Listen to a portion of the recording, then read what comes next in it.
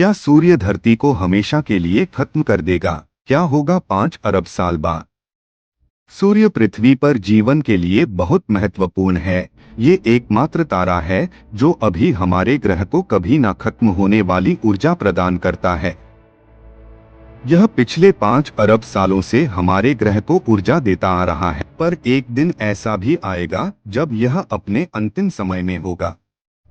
जब सूर्य पर hydrogen helium में बनना बंद कर देगी, तब सूर्य का अंत शुरू हो जाएगा।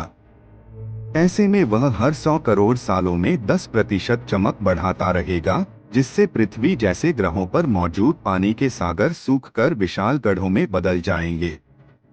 यह सब तो 5 अरब साल होगा, लेकिन क्या सूर्य इससे पूरी पृथ्वी को खत्म कर देगा? वैज्ञानिकों को सूर्य की उम्र को लेकर कई मतभेद हैं। कोई इसे कुछ अरब सालों का मानता है, तो कुछ के लिए इसे खत्म होने में 10 अरब साल से भी ज्यादा लग सकते हैं। पर इन सबसे बीच सवाल ये है कि हमारा ग्रह कैसे रहेगा? क्या ये भी सूर्यत्म हो जाएगा?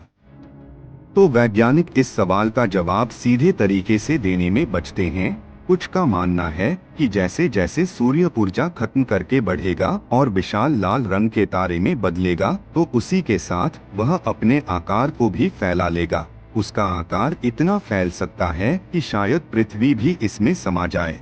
अगर ऐसा होता है तो फिर पृथ्वी का नामो निशान ही नहीं रहेगा।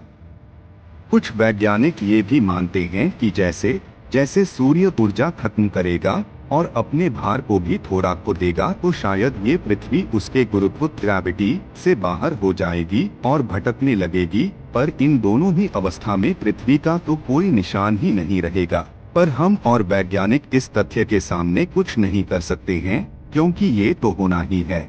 और वैसे भी ये 10 अरब सालों के बाद ही होगा। तब तक तो शायद हम इंसानों का ही अस्तित्व खत्म हो जाए।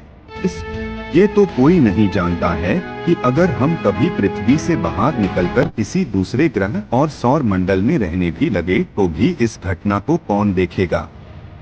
10 अरब साल तो हमारी कल्पना पर ब्रह्मांड के लिए ये भी मात्र सेकंड्स के बराबर ही हैं।